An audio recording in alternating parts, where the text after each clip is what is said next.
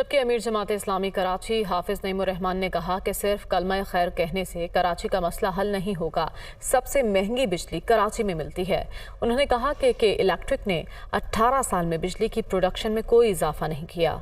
वो कराची में मीडिया से गुफ्तगू कर रहे थे।